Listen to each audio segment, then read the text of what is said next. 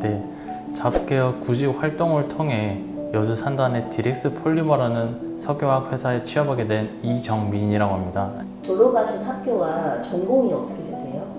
저는 여수에 있는 한영대학교의 화공플랜트 학과에 진학을 했습니다. 가지고 계신 자격증은 어떤 게 있으셨나요?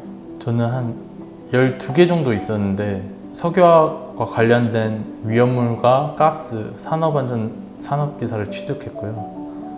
이제 기능사로는 에너지나 화학 분석, 열처리, 환경 이런 것들 석유화학과 관련된 자격증 취득을 목표로 했습니다.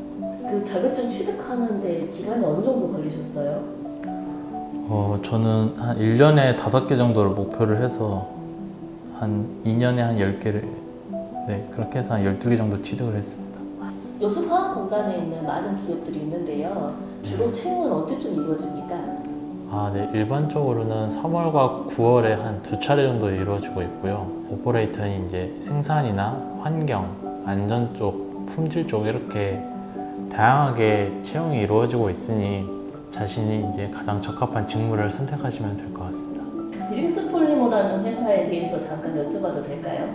네. 디렉스 폴리머라는 회사는 DL 케미칼의 지분이 7이고 미국의 렉스텍 회사와 지분이 3이 이렇게 합작한 합작 회사입니다. 저희 회사의 주요 제품은 APAO라는 접착제 제품이고 이게 인체에 무해하고 친환경 제품이어서 자동차의 내외장재나 이런 위생용품인 기저귀 그리고 특수포장 이런 용품 등에 사용되고 있습니다. 디렉스 폴리머를 회사 다니면서 복지 부분 중에 어떤 부분이 제일 마음에 드세요? 우선 신입으로서 가장 마음에 드는 것은 5년 동안 원룸 지원비를 최대 50만 원까지 지원해 준다는 점이 가장 마음에 듭니다. 현재 이제 학예휴가 5일뿐만 아니라 복지 포인트를 약 한 80만 원 정도를 연간 지원을 해주고 있고요. 교통비도 또 추가로 지원을 해주고 있습니다. 디렉스 폴리머를 입사할 때 입사 과정이 따로 있으실 것 같은데요. 4가지 과정이 있습니다. 네. 첫 번째는 서류 면접, 그리고 인적성과 상식, 영어, 수학 이렇게 평가가 이루어지고요. 그 다음 이제 1차 면접과 2차 면접 이렇게 총 4가지가 있습니다. 인적성 시험은 한 번에 합격하셨어요? 기존의 DL 케미칼과 인적성 과정이 일치하다 보니까 그 부분에서 많이 도움을 받을 수 있었습니다. 취업 준비를 하실 때 기업을 선택하는 기준이 있으셨습니까? 급여적인 측면과 회사의 발전성을 2가지를 이렇게 생각을 했습니다. 아무래도 발전성의 경우에는 현재 지금 석유화학의 시장이 약간 정체되고 있기 때문에 좀 특수한 스페셜티 산업이 중요하다고 생각했습니다. 그렇기 때문에 이제 인체에 무해하고 친환경적인 APO 접촉제가 상당히 이제 스페셜티한 사업이다 생각을 하게 되어 디렉스 폴리머에 지원을 하게 되었습니다. 디렉스 폴리머 외에 어떤 회사에 일해보셨어요? 인방산업에서 6개월 동안 근무하면서 배관 품질 관리 업무를 수행했고 이후 6개월은 한국가스안전공사에서 가스 검사부에서 이제 가스 검사하는 업무를 수행했습니다. 그때 1년 동안의 경력이 도움이 되셨나요? 네. 아무래도 현장에서 답이 보인다는 그런 신념을 갖고 있어가지고 최대한 현장과 가까이 있으려고 이런 업무들을 수행했던 것 같습니다. 어떻게 보면 그 회사에서 했던 업무와 지금 직무하고 조금 다른 부분도 있는데요. 얻을 수 있는 공통점이 있었습니까? 아무래도 안전에 대한 부분인 것 같습니다. 선행 작업을 하기 전에 어떤 위험 리스트가 있는지 항상 체크하는 것을 배웠기 때문에 이후 이제 디렉스 폴리머에 입사하면서도 좀 안전을 최우선으로 할 수 있었던 것 같습니다. 참여하실 때 느낌이 어떠셨어요?